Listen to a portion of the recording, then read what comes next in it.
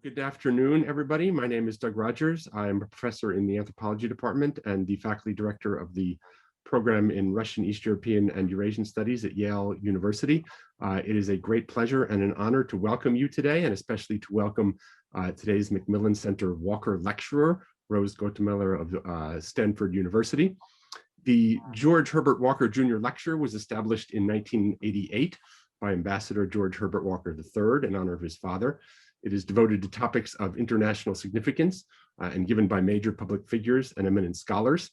It is one of the Macmillan Center's marquee events each year, even when held virtually, as it must be this year. And I'd like to thank the center director, Stephen Wilkinson, for his support. I'm sure you'll agree with me that today's lecture and today's lecturer fit that billing of covering topics of international significance by major public figures.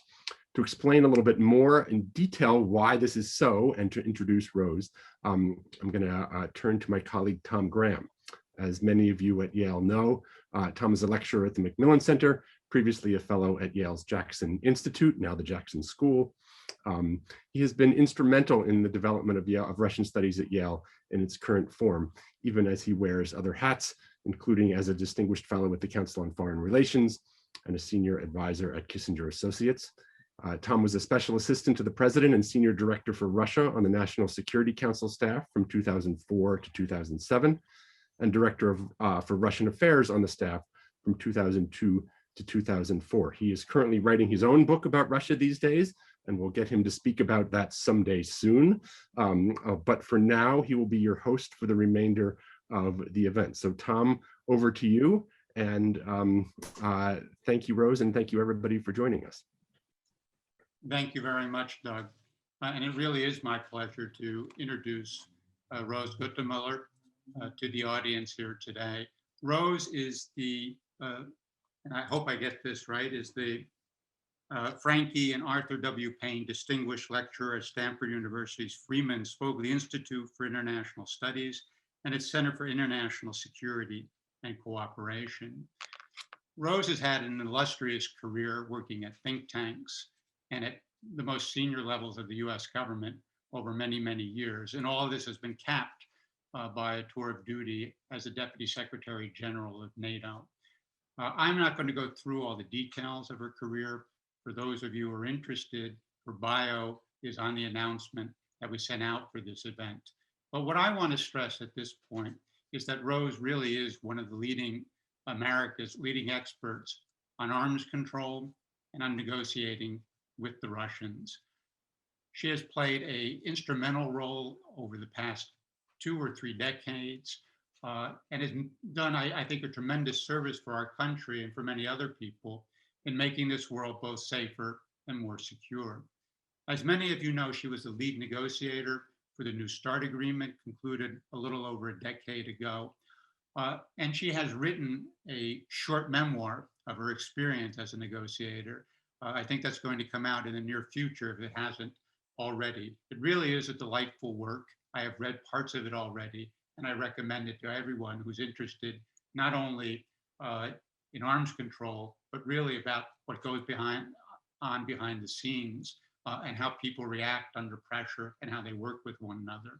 But you'll also see, if you read the book, that Rose is one of those rare people who has the talent to be able to explain the arcana of nuclear arms control, all the technical details, the various acronyms that are almost indecipherable to most normal people, and explain those in terms that are understandable to people like me, and I hope most of the people who are listening here today. And it's for that reason that Rose really is a tremendous teacher. She remarks in her memoirs that she was well mentored as a young woman starting out in the nuclear arms control field at the tail end of the Cold War, if I remember correctly. But Rose has really repaid that experience over the past 2 decades by herself being a mentor to a whole new generation of arms control experts in the United States. People are going to have to deal with a strategic environment that is radically different from the one that Rose first encountered as she was entering this field when we were dealing with largely a bipolar Soviet-American nuclear landscape.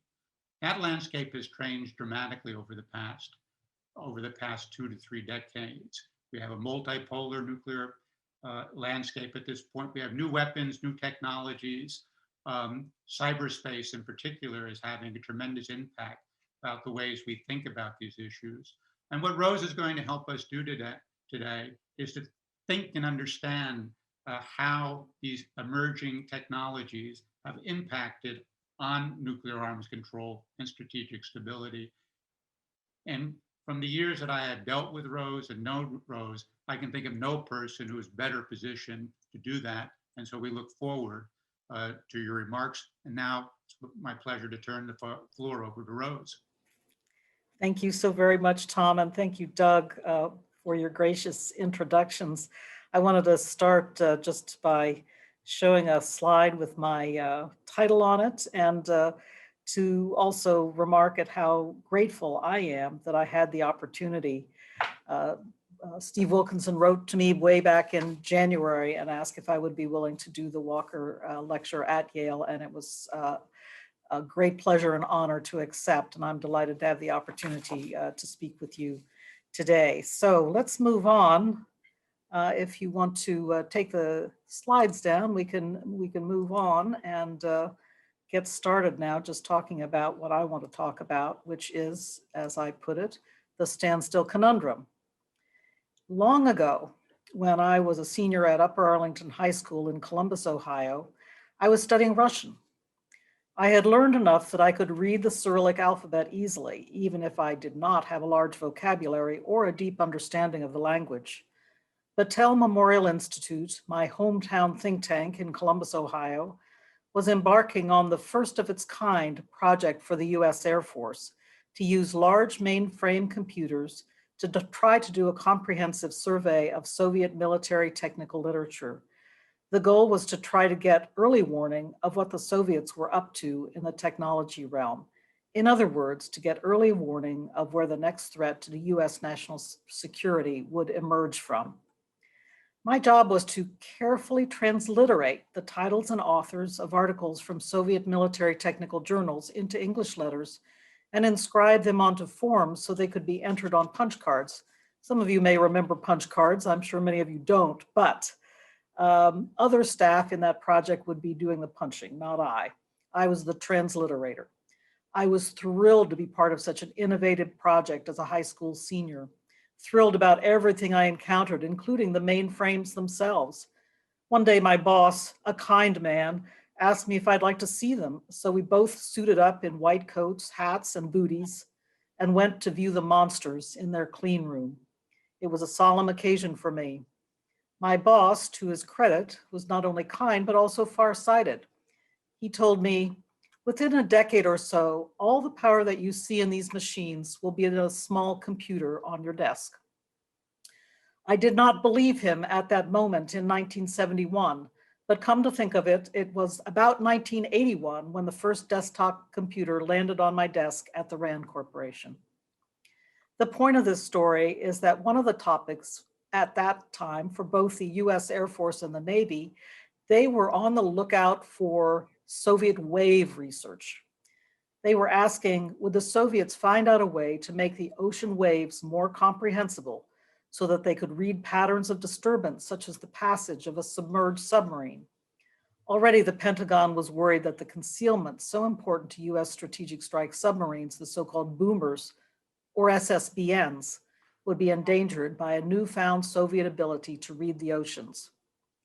Fast forward to 1978, and I was contemplating my first job in government, an offer from the Library of Congress to come on board to, yes, review Soviet military technical journals. The issue that the library's military and intelligence bosses were most concerned about, once again, Soviet wave research, was the Soviet military getting close to the point of deciphering the oceans and undoing the concealment of US strategic strike submarines. So this has been a long-standing issue. If successful, the Soviets could have, in theory, been able to target US submarines that are at the heart of the US second strike retaliatory capability. The theory goes as follows. The US, and at that time the USSR, now Russia, maintain ground-launched intercontinental ballistic missiles on high alert in a more or less equivalent way. These are our first strike deterrent forces. Each side knows that the other does not have the capability to get away with a disarming first strike because we maintain these missiles on such high alert that if one side should launch against the other side would launch too before nuclear missiles arrived and began to detonate on its territory. They would launch on warning. Both sides know it and thus remain deterred from trying to launch a first strike. Second strike retaliatory forces are a kind of insurance policy. The submarines that are concealed in the deep ocean would be available to retaliate no matter what happened. Even if the Russians somehow brought off a first strike on the United States, they know that they would face a devastating retaliatory nuclear blow. Again, at least that's the theory. The bombers offer an additional retaliatory capability, but have the advantages of also being available for other missions, such as strategic signaling in peacetime, because they are recallable. Once launched, they can be recalled to base, but missiles cannot. The Russians and the Chinese have also paid attention to second strike retaliatory capability, partially by building submarines, but mostly by building mobile missiles that are difficult to target because they keep moving and because they deploy in areas such as the heavily forested taiga of Russia, where they can hide. Both these countries are land powers and have invested less in the naval tradition than has the United States. Their continued emphasis on ground-based systems for second strike retaliation is therefore natural. They look for concealment above ground, not below the ocean surface. It has to be said that there are certain advantages to their approach.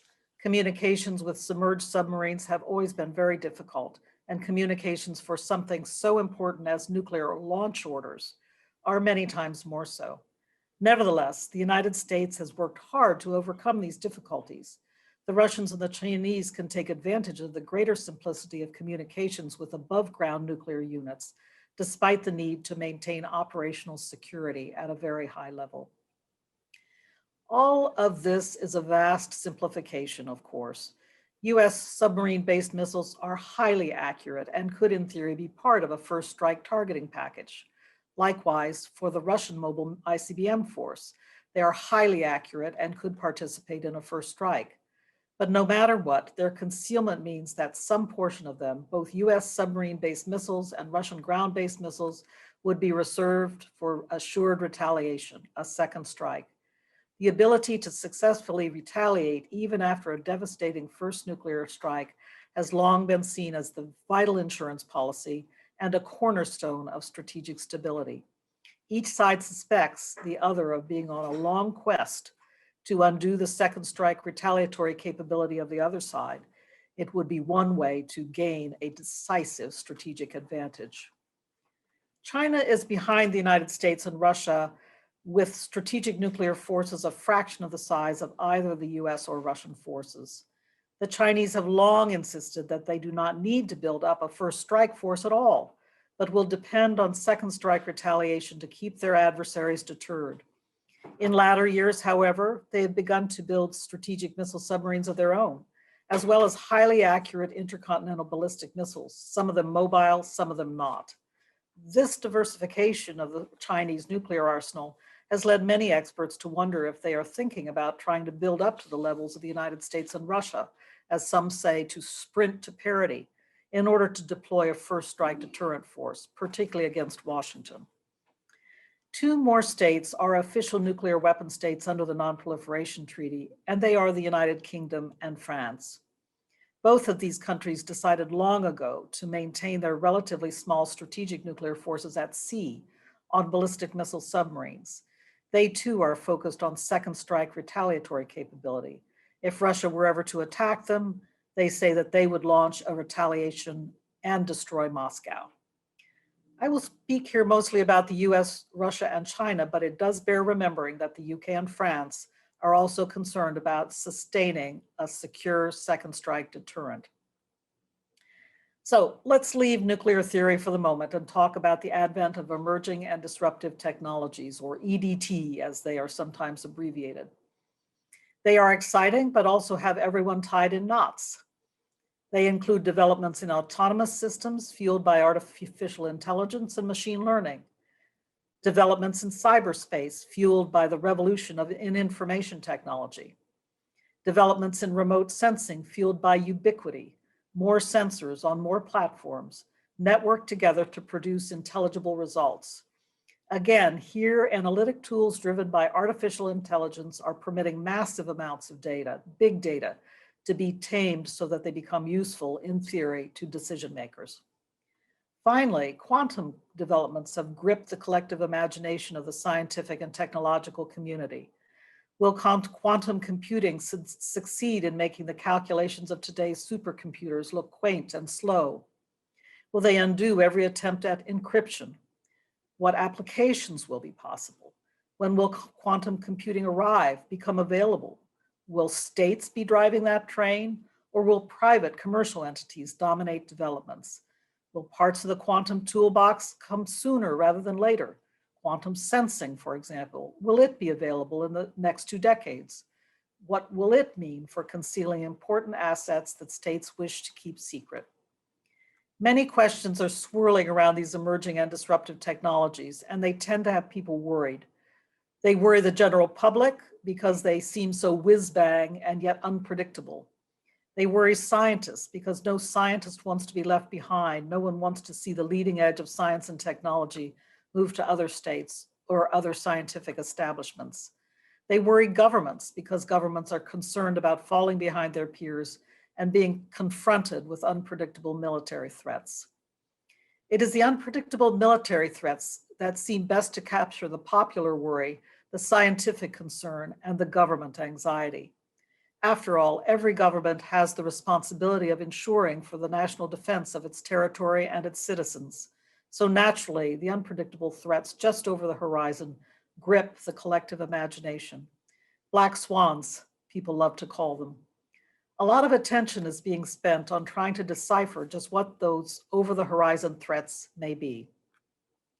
To their credit, some organizations and individuals are trying to think positive about emerging and disruptive technologies. The NATO alliance, with which I'm greatly acquainted, has long taken the official position that EDTs represent both challenges and opportunities, and NATO must look at both sides of the ledger. Jessica Cox and Heather Williams have just written an article in the Washington Quarterly in which they argue against a defeatist view that artificial intelligence has only destabilizing influences. AI technology, they stress, will inevitably be used in different sectors of society, including the military sphere. Therefore, they say, let us make the best of it.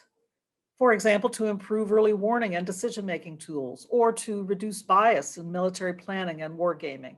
These are good arguments. I think that it is important to stress these points. The deployment of these new technologies is inevitable and is already proceeding apace in some arenas. At the same time, there are positive aspects to each of the technologies that we need to balance with their downsides. The use of AI in facial recognition is an excellent current example. It is being used today for contact tracing in South Korea and the Republic of Korea to keep COVID-19 outbreaks under control. At the same time, the Chinese are using facial recognition in Hong Kong as well as the Uyghur territories to stifle dissent. How are we going to balance the good with the bad? We need to pay attention, as Cox and Williams emphasize in their article, to getting the best out of the technology while mitigating the downside risks. For the most part, however, I have to say that my literature review highlighted that we are living in the age of anxiety with regard to emerging and disruptive technologies. If you'd like to understand this point quickly, I highly recommend the literature review that Brad Roberts and his team at Lawrence Livermore just published in February 2021. And I'd ask if slide 2 could be put up, please.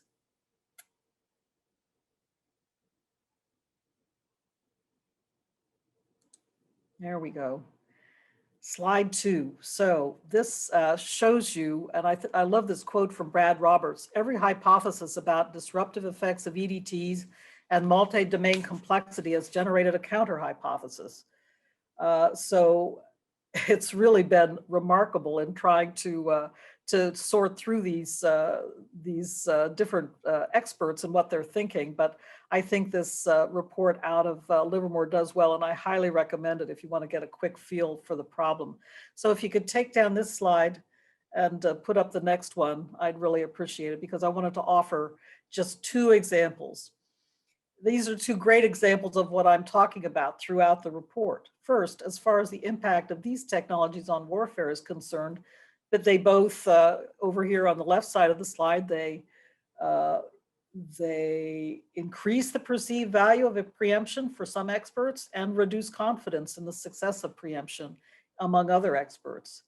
If you're talking about crisis management, which is over on the right side of the slide, as far as crisis management is concerned, some experts saw emerging and disruptive technologies as eroding crisis stability by gaining the ability to act covertly and thus take escalation risks, while others saw them improving crisis stability by reinforcing mutual vulnerability. So the report is chock full of these kinds of examples, but I return to Brad's quote on the earlier slide, which is perfect, and that is that we are really grappling with a situation here where experts do disagree about all of these technological developments. So you can take down the slide now. Thank you very much. Believe me, I am faulting no one for these disparate assessments. In some cases, it is simply too early to understand what the full effects. Let's see, I want to make sure. Is it possible to stop screen sharing now? Ah, there we are. We're good. Okay, thank you. Making sure we are all together on the Zoom here. Thank you very, very much. So I'm faulting no one for these disparate assessments. In some cases, it's simply too early to understand what the full effect of the technologies will be. In others, we are already seeing steady applications of the technologies. For example, in the information warfare tools that Russia is using against the NATO allies. We are still working to understand their full implication, and these misinformation tools are changing and improving all the time, fueled by developments in search engine algorithms. Is this what I mean when I talk about the standstill conundrum, that we will be so flummoxed by these emerging and disruptive technologies that we will not be able to move, and that our rivals might find themselves in a similar situation? The answer to this question is a resounding no. As with all new technologies in warfare, starting with the prehistoric move from rocks to slings, mankind will not allow the first mover to keep his advantage. Technologies become widely disseminated and then evolve in different ways in different locales according to national priorities and preferences. Nowadays, the competition over who will be the first mover in military applications of the technologies is driving the race. I predict it will continue apace for some time. Everyone will seek a first mover advantage, no matter how ephemeral it may be. It is up to national governments to ensure that they are not left behind at this stage, especially because although military applications may beguile at this point, it is truly the economic, the commercial, and public benefits that will accrue more importance over time. No country with aspirations to science and technology leadership can afford to sit this race out on the sidelines. When the first mover competition flags on the military side and states can see that their peers are acquiring out of the new technology the same military capabilities they are, or perhaps even better ones, that is the point at which countries might begin to discuss restraint. Indeed, already the United States, Russia, and China begin to raise some ideas about rules of the road in outer space and in the cyber realm. This trend, no doubt, will continue. In the meantime, we must remain alert to the dangers of inadvertent escalation as the uncertainties continue to plague us. I saw this at firsthand at NATO, where, as I mentioned earlier, the alliance is already coping with a massive number of misinformation attacks on a regular basis, supercharged with the speed at which social media algorithms and mobile communications can drive them. Cyber attacks are also a constant threat, as for any organization, and nowadays, big or small, playing a role in the world today. NATO, therefore, has had to think hard about how to deter non-kinetic attacks, but also put put a significant number of resources into becoming more resilient, better able to defend and respond if deterrence will not work. On a daily basis, I have got to say, deterrence clearly doesn't work against these gray area or hybrid attacks. This is what NATO calls them. But resilience, redundancy, and clever responses do. The attacker must never think that he has full impunity, so making sure he knows NATO understands what he's up to and is responding, that is important. Rebecca Hersman wrote a seminal piece that captures the current environment in her Wormhole Escalation in the Nuclear Age piece that was published in the summer of 2020. She underscores that the simple old escalation ladder, moving in a linear way from low-level crisis to a full-blown nuclear conflict, no longer applies. Instead, gray zone attacks and the erosion of fire breaks between conventional and nuclear systems mean that local flashpoints could move quickly to nuclear escalation. In general, Hersman is pessimistic. She believes that the emerging and disruptive technologies will lower the nuclear threshold. I think her arguments bear close attention as we grapple with the technology's significance. We must definitely keep such dangers in mind. But we should also remember that so far, no one can grasp just how destabilizing the technologies will be, or quite the opposite, if they will come to contribute to a new stability. Perhaps it will be a sort of stability that we never confronted before, but stability it will be. That brings me to my standstill conundrum. So many of these technologies are maturing at differing rates, which adds to the confusion about what kind of impact they will have. If quantum computing won't be delivering applications for many years into the future, how is it possible to decide now if it will help or hurt the stability balance among nations? AI applications are certainly developing, and they will continue to do so at a rapid pace for years to come. Again, their precise influence on strategic stability and mutual predictability is hard to determine for any fixed point in the future. In essence, the implications of some emerging and disruptive technologies are simply unknowable at the moment. What we can watch out for are emerging and disruptive technologies that are beginning to have a decisive effect on the military capabilities that we have and hold today.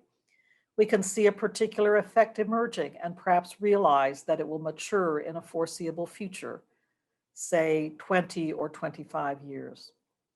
I suspect that such a decisive effect is emerging with regard to the concealment of second strike deterrent forces. As I discussed above, the ability to conceal nuclear missiles and keep them ready to retaliate should a nuclear adversary strike first. This is at the heart of second strike deterrence. The Russians and Chinese have emphasized land-based mobile missiles that can move and hide in vast territories of forest, desert, or taiga, while the United States has emphasized putting its second strike retaliatory forces at sea on strategic strike submarines.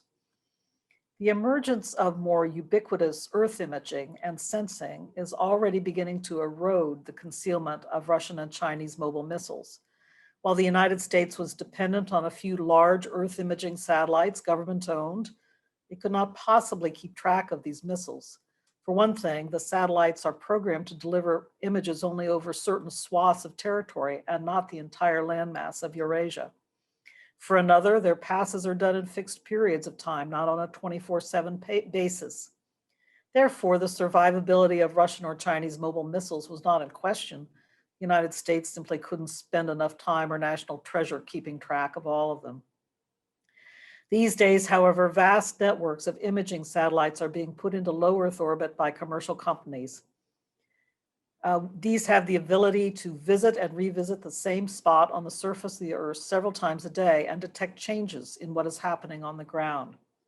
The networks are also capable of imaging the entire surface of the Earth on a 24/7 basis. In other words, with infrared and other imaging technologies that allow penetration of darkness and cloud cover. The vast number of images collected can be analyzed using artificial intelligence tools and big data analysis, allowing increasingly speedy information to be available to decision makers, including information about the location of Russian and Chinese mobile missiles.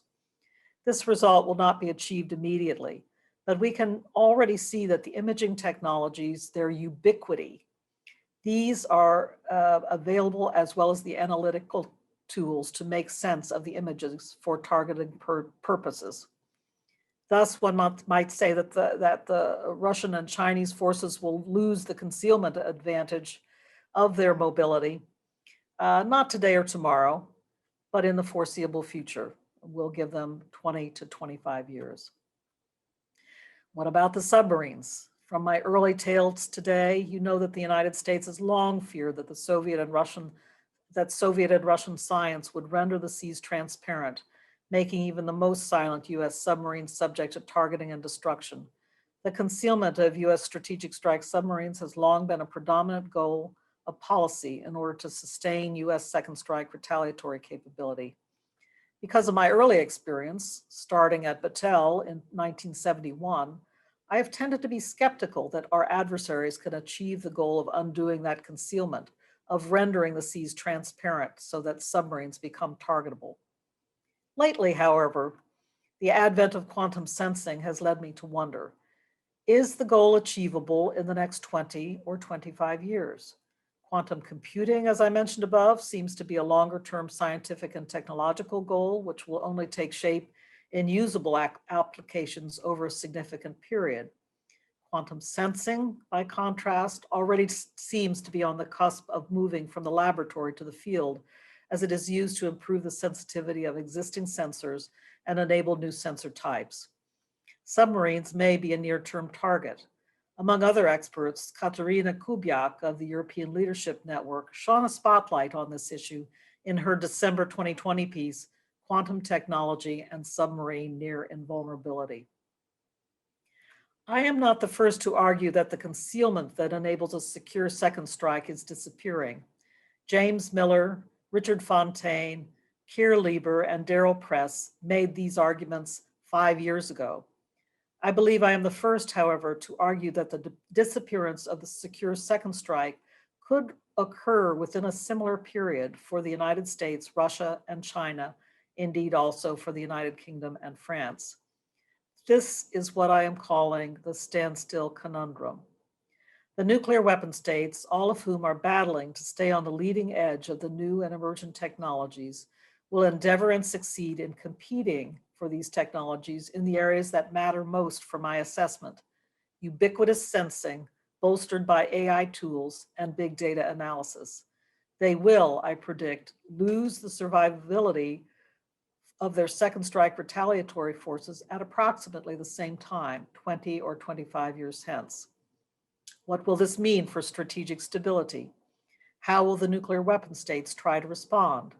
If all states are equally vulnerable, which speaks to the necessity of staying in the technological race and not letting any others pull ahead, then one might argue that the mutual vulnerability can be stabilizing. Some may try to build and deploy more weapons, but what for? They would immediately be vulnerable to targeting. I would argue that the standstill conundrum means that we would have reached the point where further expansion of nuclear forces would be fruitless, where each additional nuclear missile deployed would immediately be vulnerable. I'm not presuming that nuclear weapons would go away anytime soon, but countries might just decide that they are not worth investing in further, especially at a time when the new technological developments are rendering warfare much more unpredictable and forcing countries to be much more flexible, resilient, and clever about their weapons of war. Nuclear deterrence, in a word, would be too brittle, too inflexible for the new environment. It would offer no advantage. As always, however, as long as nuclear weapons exist, they must remain safe, secure, and effective. Even if they are all equally vulnerable to targeting, we need to ensure that they are well maintained and ready for launch, should the terrible day ever arise when they would be called upon to do so. We have some time to consider this conundrum and what we might do about it. I am sure that some countries will want to think long and hard about whether they would like to continue to pursue concealment, no matter how expensive or difficult that might be. Some may think they want to build up, even to bolster a high readiness first strike force. It's hard to see the value of that investment, but the temptation might be there. Some might opt for speed or a unique capability to penetrate defenses. Indeed, the Russians have already deployed 2 nuclear-propelled systems, the Status-6 nuclear torpedo and the Buryavestnik nuclear cruise missile. However, as fast as these missiles may be, they still take time to travel to target. They and their launch platforms would presumably be subject to detection if the seas are rendered transparent. In this way, they would be no better than the vulnerable mobile ICBMs, which, if launched, would actually arrive at their targets much more quickly. More troubling might be the effect on proliferation. Would a standstill of the world's largest nuclear forces tempt others to acquire nuclear weapons for smaller scale uses? What we call limited nuclear threats today, or if in the hands of terrorists, non-state actors, we call it nuclear terrorism. These risks would call forth a requirement to redouble efforts to stop nuclear proliferation in every form. We might also need to think about stopping leakage out of the large established arsenals, the kinds of security efforts, this time pursued mutually, that we worked on with Russia after the breakup of the Soviet nuclear arsenal to confront the threat of loose nukes at that time. Finally, what about nuclear arms control? What does this potential future mean for nuclear arms control today? At the moment, I would say nothing. President Biden on Tuesday this week spoke with President Putin, arguing that the United States and Russia begin talks. He was urging that the United States and Russia begin talks to discuss a new treaty to follow on to the New START treaty and to discuss other topics of strategic stability. This is welcome news, along with the 5-year extension of New START that will give the 2 countries ample time to negotiate a successor treaty. It will also give them time to consider what else they need to do to ensure that the strategic stability is sustained as the United States proceeds over the next decade with the modernization of its nuclear arsenal, and the Russian Federation continues to develop some exotic new types of nuclear weapons. We need to keep an eye on these developments, these exotic new types, and do what we can to steer and control them. So as far as our current agenda is concerned, I would say steady as she goes on the nuclear arms control front. My purpose today is to ask us all to think about 25 years hence, when emerging and disruptive technologies, especially in the sensing arena, may begin to force challenges to what we have considered a stable nuclear force structure over the past 7 decades. In particular, the impact on our second strike retaliatory capability might be considerable. If we, the United States, allow ourselves to be outpaced in the acquisition of advanced sensor technologies, then we will find ourselves in a severely destabilized situation where our force structure is vulnerable to targeting while others are not. If we keep pace in the race to acquire such technologies, by contrast, it is possible, in my view, that all 5 nuclear weapon states will arrive at a standstill moment when no country has a secure second strike retaliatory force. What we will do with that conundrum will make for some interesting policy work among nations. I would argue, however, that the answer will not be new nuclear weapons, but redoubled attention to the promise as well as the problems inherent in emerging and disruptive technologies. Before I close, I wanted to let you know that soon my book on negotiating the New START treaty will be published. It is due out in early May. And I would just ask if the book cover could be put up for the moment. There it is. So yes, this book is, I think, makes for some interesting reading. And thank you for your shout out, Tom, the early sales pitch. I didn't really discuss the New START process during this talk, but I will be delighted to do so during our discussion. The battles with the Russians at the negotiating table and with the Senate during the ratification process make for some excellent lessons learned about the value of nuclear diplomacy. If you would just show our last slide, if you are interested in the book, and I hope you will be, it's available for pre-ordering from the Cambria Press. So with that, I think we can turn off the slides and turn to our discussion. I'm very much looking forward to hearing what people think and to hearing everybody's questions. Thank you very much, Rose, for that terrific presentation. I think it's a very rich one, and I hope there will be a lot of questions. We have about half an hour to 45 minutes for the discussion part of this event. People are interested in posing a question should use the chat function. And I will try to pose the questions as soon as I see them and in the order in which I receive them. And while people are thinking about the questions asked, let me start with one, Rose. And you've talked a lot about sort of disruptive technologies, concealment in particular, that will have some impact 20 to 25 years from now. Are there any sort of technologies that you see coming on board right now that are going to complicate the negotiations that we hope the United States and Russia launch in the coming weeks to try to find a follow-on treaty to the New START?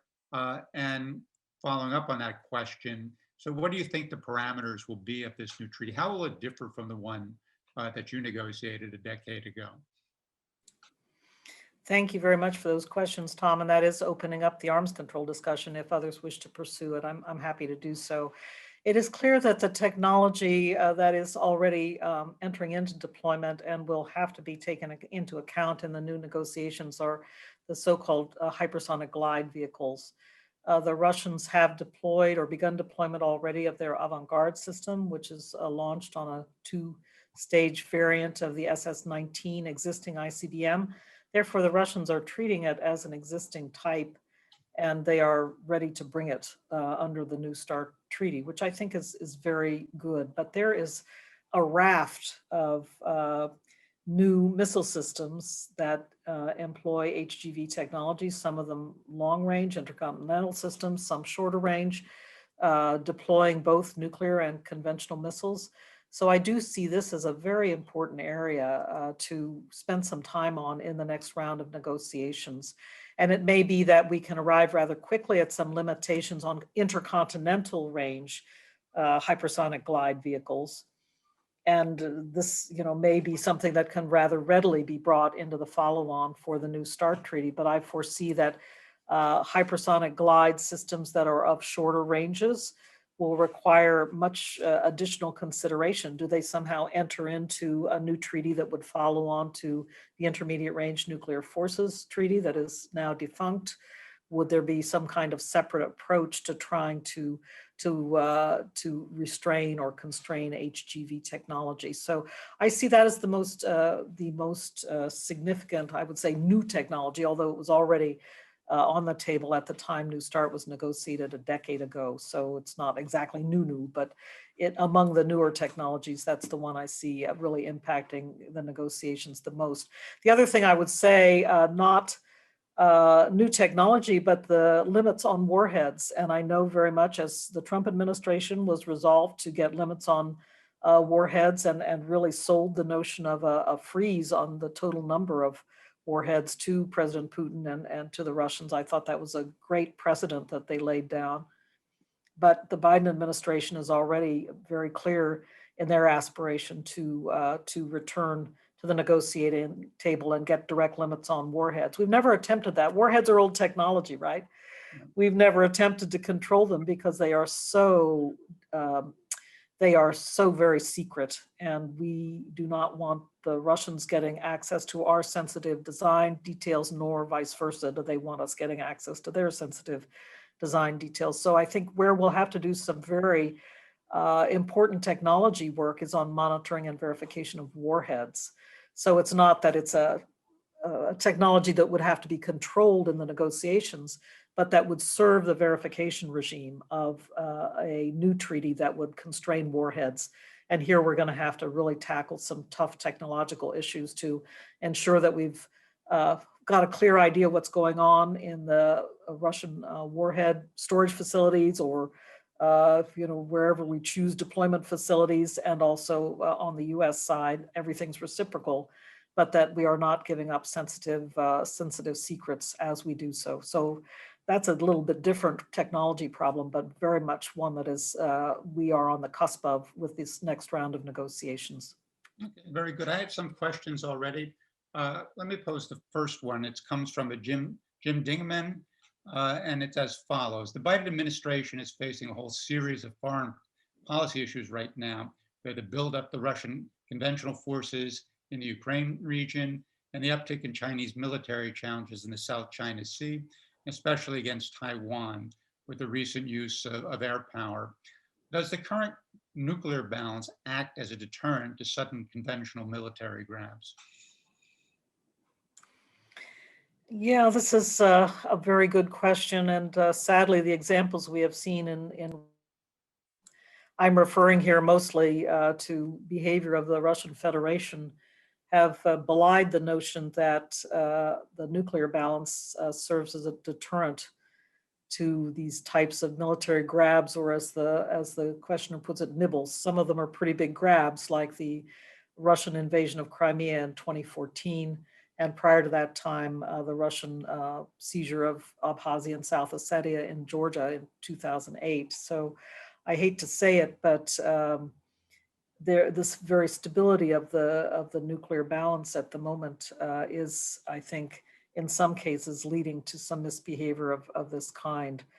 And so nevertheless, I think it is important that we maintain the stability of the balance, because it does ensure, I think, a significant degree of predictability, and particularly with regard to nuclear force structure and so forth. But we have to work these other issues in a number of different ways, including at the diplomatic table. And I, for one, was glad to see President Biden very directly speak to Putin about this week and make a very clear statement about Ukraine's sovereignty and territorial integrity, U.S. support for that. The same message is coming out of the NATO alliance this week. And actually, Biden put it on the agenda for talking to Putin about. He said, we want to talk about Ukraine, which is a bit different. Even President Obama didn't want Ukraine on the agenda actively with the Russians. It was for the Europeans to take care of.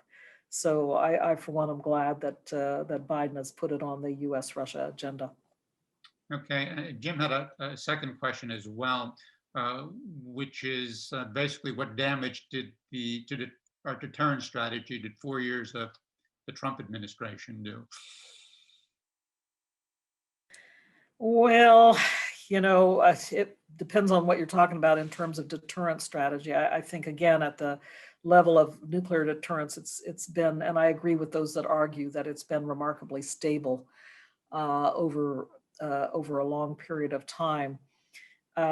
Where I've seen the damage done is in the realm of the transatlantic relationship and the relationship with the NATO alliance. Of course, I was the DSG, the Deputy Secretary General at NATO during the Trump years, but seeing the dissipation of US leadership in Europe, the dissipation of US leadership at the NATO decision-making table was, for me, extraordinarily difficult. I wasn't there as a representative of the United States. I was there as an international civil servant as DSG, but knowing the proud history of US leadership in NATO, it was a little bit difficult to watch, to tell you the honest truth. And so again, I'm very glad that there's a rebuilding process going on now, not only with NATO allies. Secretary of Defense Austin, Secretary of State Blinken were at NATO yesterday to talk about Afghanistan, but also about Ukraine, and to knit together the transatlantic relationship. But there's also an enormous amount of attention now to rebuilding our relationship with the Asian allies, who also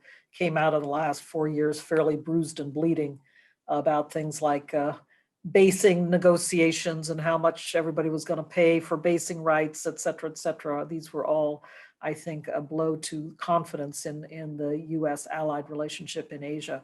So I'm glad to see that this reconstruction work is going on now. And I think it is, US leadership is welcomed. That's my experience. Wherever the US is ready to stand up and take a leadership role, it generally is welcomed. Now, you might not hear that from the Russians and the Chinese, but even in certain settings, they're glad when the United States stands up and takes some leadership. I'm interested to watch the dynamics in the effort of the United States to rejoin the JCPOA, and we'll see where that goes. But I think that's a setting where China and Russia have welcomed US involvement and leadership, at least during the Obama administration. Right, certainly on the Iran deal, I think that was clear. Rose, let me follow up about the last 4 years, the INF Treaty. You had raised some of the concerns that the United States had about what possible Russian violations of that treaty, even while you were serving in the US government. In your estimation, was it possible to save that treaty? Um, uh, which we obviously didn't. And second, as you look to the follow-on treaty, to the New START, do we need to take into account the intermediate nuclear forces, and how are we going to do that in a satisfactory way, particularly given that this is not only an issue between us and the Russians at this point, it's clearly an issue that we would have with the Chinese as well.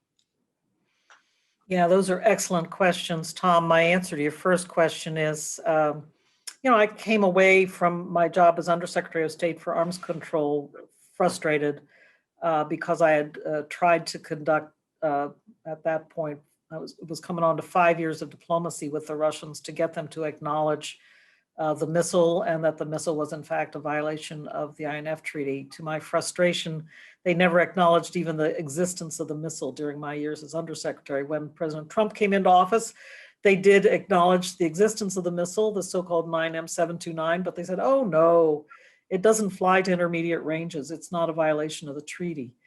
But again, I give the Trump administration credit for really outing the missile finally, and getting the Russians to acknowledge its existence, even though not the range violation, but also then bringing along all of the allies, both in Europe and in Asia, to together acknowledge that this is a violation of the INF Treaty, and that the Russians were essentially hollowing out the treaty from inside. Anytime there's a violation of that kind going on and the object and purpose of the treaty is being undermined, it's a treaty that's not worth the paper it's written on. So with sorrow, I came around to agree that it was time to leave the INF Treaty. Could there have been more diplomacy? Yes. My view is that the Trump administration was a bit desultory in trying to then take what they'd accomplished and turn it into a successful refurbishment, or not maybe refurbishment, a successful turnaround on behalf of saving the INF Treaty. But they did not do that. So the INF Treaty went away. What is interesting to me today, in several settings, talking to Russian experts on a second track basis, is the degree to which the Russians are now mourning the loss of the INF Treaty, because they see the threats around the Eurasian periphery are continuing to develop apace, with deployments of missiles in these ranges, and the same threat to command and control as that was always there from the 1980s on.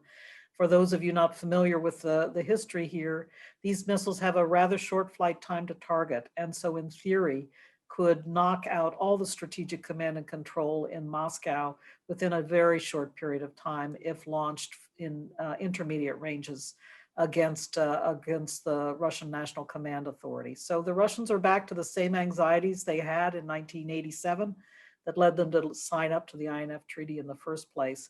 And so I do think we have the opportunity to negotiate now and find some new steps forward. I welcome the refreshed offer of a moratorium that President Putin put on the table in October, where he finally put the 9M729 on the table. He said, we still do not admit that this missile flies to intermediate range, but we're willing to take it out of the European part of Russia and verify and monitor the fact that it is no longer there. The moratorium, of course, is also bent on keeping the new ground-launched cruise missile of intermediate range that the United States is building, conventionally armed only, out of Europe. But to me, that's a moratorium deal that is well worth examining at the negotiating table, of course, with a very solid monitoring and verification regime to back it up. Then what do we do about Asia? Well, my view is the Chinese, although they won't admit it, but they're probably watching very carefully. If the moratorium is implemented, then all of those Russian missiles, the 9M729 range missiles, will have to go east of the Urals and end up in the Asian part of Russia. And although the Russians and Chinese never admit or talk about targeting each other, I am sure that China is keeping a sharp eye on that development, as well as also on the potential for the United States to deploy a ground-launched conventionally armed cruise missile in Asia. So long story short, I think that there is a rationale there for both the Russians to join in looking for a new approach to limiting INF range missiles, and also now for the Chinese to join in the negotiations. This is an area where they have some equality. They have equality more or less in missile numbers, and they would be probably looking for a way to sustain some of that capability while perhaps limiting the US and Russia. That's a classic, a classic environment for arms control to succeed. Right, so this may be an area where we can entice the Chinese and do strategic stability talks, which they have resisted so adamantly over the past several years. Indeed, and I think there are several technological realms where they have some equality, and so may see an interest in wanting to constrain some Russian and US capabilities. Space-based assets is another area. We talked about hypersonic glide. Chinese HGV technology is proceeding apace. So there may be, in areas where they have some equivalence in capability, they may be willing to wheel and deal. What I'm quite sure they won't be willing to do is what the Trump administration tried to force on them, which is entering into a strategic arms reduction treaty. They don't have the numbers that the United States and Russia have. We have 90% of the nuclear weapons in the world, and the Chinese strategic nuclear arsenal is much, much smaller than the US and Russian arsenals. So they see no reason to reduce and eliminate systems in that range. So let me turn to a question from Tim Teese, and it goes as follows. Under the Standstill Conundrum, technological developments which today we might consider destabilizing, in fact, turn out to be stabilizing. So in other words, does a Standstill Conundrum mean that states should pursue these technologies today to ensure a new stability in 20 to 25 years to come? Yeah, that's an excellent question, and one I grappled with throughout the work I did on this lecture. I think in general, the reality is, Tim, that they are going to continue, states will continue to pursue these technologies. And in fact, I do encourage that states all pay attention in this period of rapid change and development in these emerging and disruptive technologies. And as I put it in my remarks, not lag in the race, not stand to the side in this particular race, because I think that could be destabilizing if, for example, the Chinese and the Russians did achieve the ability to, see through the oceans and were able to target suddenly US strategic strike submarines. That would be very destabilizing if the United States did not possess a similar kind of capability to also render their mobile missile forces subject to targeting. So my basic plea is that we all need to stay in this race together. I do think it's inevitable.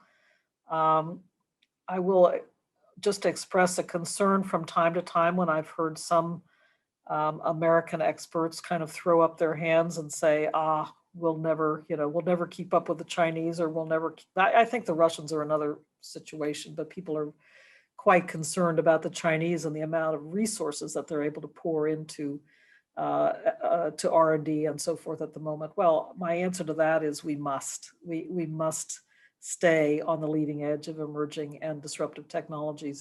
It's in our national security interest to do so. Rose, let me follow up on that. It's always interested in the Chinese angle on this, but we also have seen increasing Russian-Chinese strategic alignment over the past several years. Was there any indication that type of strategic alignment also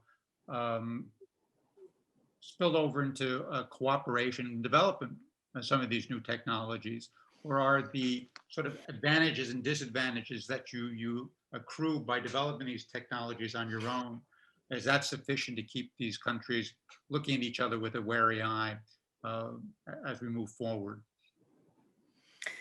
There's long been some joint weapons development going on, and indeed the Russians are accustomed to selling their high technology platforms to the Chinese, and the Chinese are accustomed to, in some cases, working with the Russians to further develop those weapon systems. In other cases, reverse engineering them and then turning them into essentially their systems. So I do think, but this is what I think, not so much as emerging and disruptive technologies, but the old arena of weapons acquisition. which is a little bit different. So I have to say, I don't know the answer to your question 100%, Tom, but I would be really a bit surprised if there's wide-ranging cooperation, collaboration in basic science and basic research between China and Russia. For one thing, the language barriers are there. For another, I think they are themselves racing each other as well. Right. But if any of the viewers today would like to contradict me, I'd be only too happy to learn more about this question. Okay, I've had a question now here from Justin Anderson, and it is as follows. How will the present disinformation environment challenge the next U.S. nuclear arms control negotiating team, and how should they prepare for it? That's a great question, Justin, but as always, I think the best answer to that question is to underscore that the most effective negotiations take place under the radar scope. And so I think it will be important for both sides to agree as early as possible that they will try to deal in a confidential way in the negotiations and just get them done. And of course, then there are, as you can see looking on Tuesday at the reports out of the Kremlin and out of the White House, there are very carefully calibrated official comments that come out, and everybody can read the tea leaves. That's just fine. But I really do believe that, and one of the problems I think in the recent period has been, and this doesn't only go for US-Russian relations by any means, or NATO-Russia relations. I saw it play itself out in intra-EU diplomacy sometimes, where people start, tweeting at each other and, trying to send messages, diplomatic messages in this way. It just doesn't work. So I do think that we need to get back to a sense of the importance of confidentiality in a negotiation and keeping it out of the public square, keeping it out of the realm of public discourse, which is where misinformation tools can begin to come to play. And as to whether your question gets at, internal to a negotiation, whether the Russians, for example, would begin to employ misinformation, well, so what else is new? They love to play games at the negotiating table, so you just got to be on the lookout for that and be mindful of how you can play your own games as well. Okay, you're making an argument to get past the pandemic era so that we can actually do some face-to-face diplomacy. No, that's a real good point, Tom. Absolutely. But I do argue, nowadays, the degree to which we do, and a lot of people, I think, who are historians, mourn the fact that a lot of diplomacy day in, day out is SMS messages, text messages sent, quietly. If a negotiation is fast moving, gets sent. Phone calls, of course, can be, they can be recorded or notes taken. But there's a lot that goes on already in I would say, much more mobile communication fueled way than was the historic case. Right. The days of the long telegram are long since passed. And now we're in Correct. Right. I've got another question here from David Allison. First, he wants to thank you for your talk. He says, I share your concerns about the likelihood that improvements in ISR and machine learning driven data analysis will significantly degrade or eliminate the secure second strike, and that these technologies are likely to spread quickly throughout the international system. However, I'm curious why you think a condition where multiple states were capable of splendid counterforce would result in stalemate rather than strongly incentivize escalation to first use, especially between rivals in a crisis situation. Yeah, well, this again, David, is a question that I puzzled over long and hard in the preparation of this talk, and I have to be honest with you. I think that there will be a temptation, and I mentioned it in my talk. There will be a temptation among some to drive toward a more expansive first strike capability. But my argument is, if there's equal vulnerability to targeting among all these systems, and furthermore, warfare is, and that's what I need to develop further as I move forward with my analysis.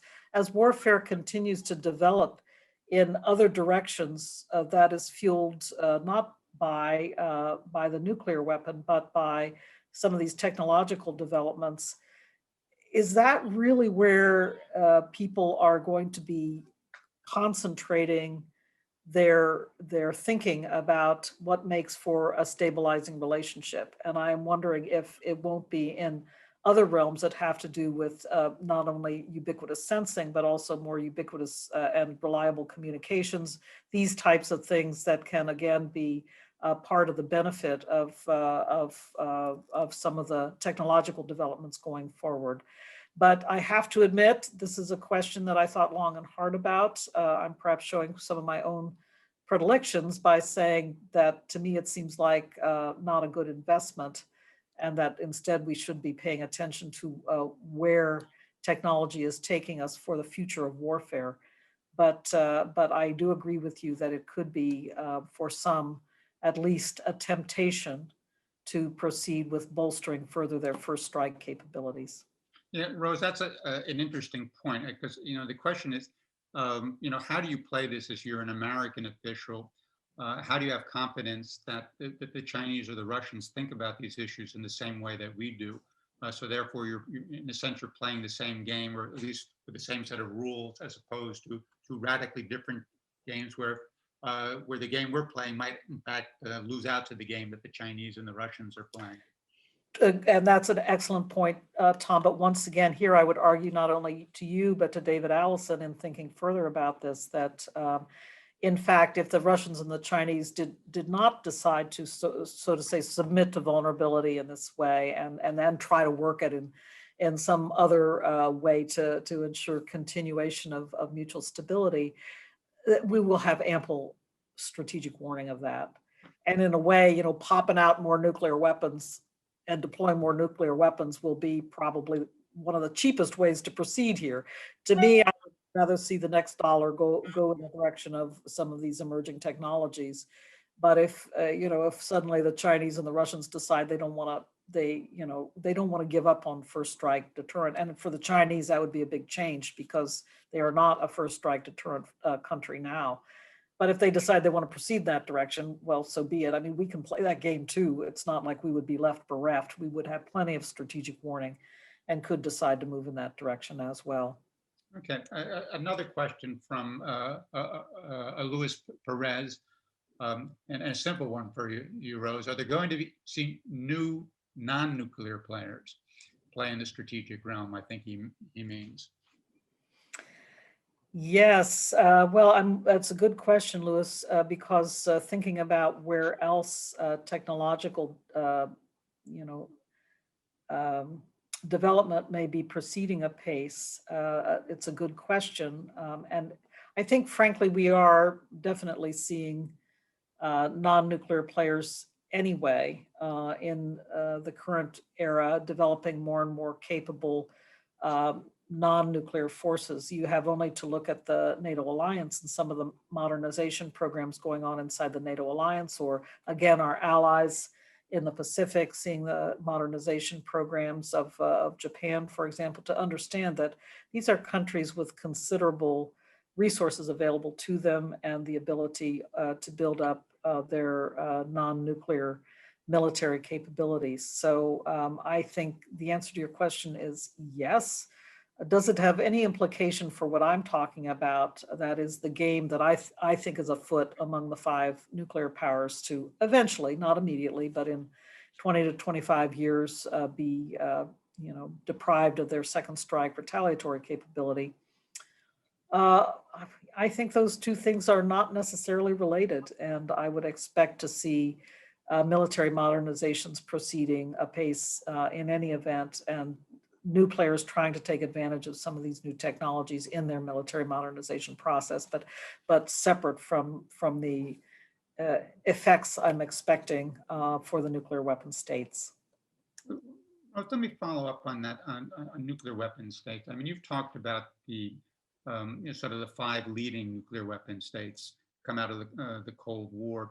But how did countries like India and Pakistan, for example, factor into this? Do you see the same type of sort of emphasis put on technological development that would make them players in this field or not over the long run, if we're thinking out 20 to 25 years, or is that something that you think is unlikely? I have to unmute myself. That's a real good question. I was thinking about it a lot again as I wrote the lecture. Obviously, those two countries deter each other. They are not part of the kind of P5 game, which is the game related to the nuclear weapon states under the Non-Proliferation Treaty and the deterrence relationships that have unfolded over time there.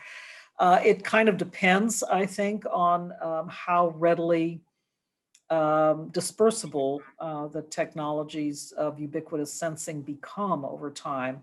At the moment, I don't see those states as being quite at the same level as others in competing for that kind of ubiquitous sensing capability. Clearly, the Indians excellent on in the cyber arena in developing information technology and so forth. Pakistanis have their own areas of interest, but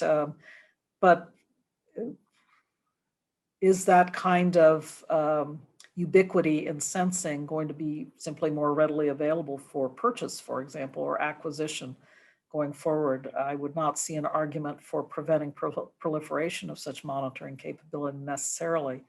So they could perhaps acquire it over time. But then again, they would themselves end up in a mutual standstill conundrum because neither would have an assured retaliatory capability. Okay, Rose, let me go in a somewhat different direction, out in outer space and the cyberspace, which we haven't talked a lot about at this point, and how they impact on strategic stability, arms control negotiations at this point. You know, is it possible to have a space-based retaliatory strike capability, for example? And how would you deal with that in an arms control agreement? How is cyber, particularly the ability perhaps to interfere with command and control systems, how is that, how do you take that into account in an arms control agreement going forward? Well, I am one who is very impatient with the notion that the concepts of nuclear arms control that we've developed over the last 50 years from the early 1970s can be applied now to the cyber realm or to outer space, really, in quite the same way. Now, the reason is that in talking about limiting and later reducing nuclear weapons, we were talking about limiting large pieces of hardware that could even be seen from outer space, missiles, bombers, submarines, etc. So we had the ability not only to tangibly count them, to tangibly limit them and eliminate them after a time, but then also to monitor and verify what we were accomplishing in terms of those limitations. You can't do that in cyberspace. You're talking about software, not hardware. And in space, there may be some possibilities for limited kinds of controls on hardware, but I don't encourage that because so much of what is being put into orbit these days are dual use capabilities. One man's maintenance satellite is another man's anti-satellite satellite capable of grabbing somebody's satellite and destroying it or doing something else with it. So I'm very, very cautious about this, and that's why I place an emphasis in these early periods on thinking about rules of the road. I noted in my remarks that already with regard to both space and cyber, China, Russia, and the United States are beginning to talk about normative rules of the road, other ways to develop some normative principles. We don't always agree with each other. Clearly, the Russians have put out some proposals for weapons and space treaties and that type of thing we don't agree with, but nevertheless, it's this direction that I think we should emphasize the development of rules of the road and the normative side. Rose, that exhausts the questions that I have, but I can't let you leave by asking at least one question about negotiating with the Russians. Well, actually two questions. First, what are the upsides and downsides of dealing with the Russians? And if we have anybody out listening today who's thinking about going into an arms control or becoming an arms control expert and probably getting involved in these types of negotiations, sort of what guidelines would you give him or her for dealing with the Russians across the table in something like arms control, strategic stability? Well, the last question is the easy one to answer, and that is have confidence in your own abilities. Somehow, and I find this sometimes in Washington, I know you, Tom, have confronted it as well from time to time. Somehow the Russians get to be these 10-foot tall negotiators who, we can't get the better of. And they're excellent diplomats. I have no question about that. Wonderfully trained diplomats. But the kinds of games they play are entirely predictable at the negotiating table. Sometimes they are nasty to deal with, and they, tear up papers and throw them on the floor and stomp out, or whatever it is. These are all negotiating games. Have confidence that you know how to deal with these kinds of games and can push back with your own games playing. I love to talk about the story of how I decided I would try to get under the Russian delegation's skin, the men on the Russian delegation during the New START treaty negotiations, by reaching out to the women on the delegation who never ever got to talk and were always in the back row and invisible. So I did my best to reach out to them and also to hassle and nag my counterpart until by the end of the negotiations, the woman lawyer, who was very, very good, very, very skilled, she was able finally to come to the front of the table and to deliver her own remarks. So I think, you have to have a sense of self-confidence in your ability to play these games as well. And I think that's the most important thing. But looking to the future, I think it will be more difficult now because, again, the overarching relationship is much more difficult right at the moment. It is true that in 2009, we had a brief interregnum when Dmitry Medvedev was president. Remember Dmitry Medvedev? Mm-hmm. He and President Obama got along very well indeed, both lawyers, I think they had very similar ways of thinking about problems analytically. And so, we had the best high-level support possible to make that negotiation happen. But negotiations have been successful in much more difficult circumstances, and including during the Cold War, all the negotiations that we did with the Soviets to bring about, for example, the Non-Proliferation Treaty itself, the Limited Test Ban Treaty after the Cuban Missile Crisis, the Comprehensive Test Ban Treaty. Those were bad days in the U.S.-Soviet relationship, and yet we were able to achieve some signal treaties and agreements during that time. So I think that, as always, we need to consider when there's an existential threat involved, like nuclear weapons, that we need to continue to talk no matter what in order to ensure that we are limiting and controlling this existential threat to the United States. So confidence, and I imagine a little patience as well, because this isn't something we're going to resolve in 24 hours or a week with the Russians. It always takes a lot longer than you think it should. And good humor. You need the ability to joke. Well, Rose, I think we've come to the end of our discussion today. We really want to thank you. This has been, I think, quite informative, quite insightful. One of the disadvantages of the Zoom world is it's impossible to give you the round of applause that you really deserve for such an excellent presentation. So I'd ask, and in fact, no one else can be seen, so it's up to Doug and me to actually give you a round of applause. We do hope that you take Doug up and come to New Haven at some point. There are many fine eating establishments in New Haven now, much different from the time when I attended Yale many, many years ago. It's actually a place where you can get a good meal once in a while. And we're more than happy to find one for you. Doug, I don't know if you have anything that you want to add at the end. No, you've said it all, Tom. I really want to thank you, Rose, for such an informative and wide-ranging and engaging and thoughtful talk. It's really the ideal archetype of a Walker lecture. So thank you so much for joining us today. Well, it's my great pleasure, and as I said, it's a great honor to deliver the Walker lecture today. So thanks for the opportunity, and we'll see you.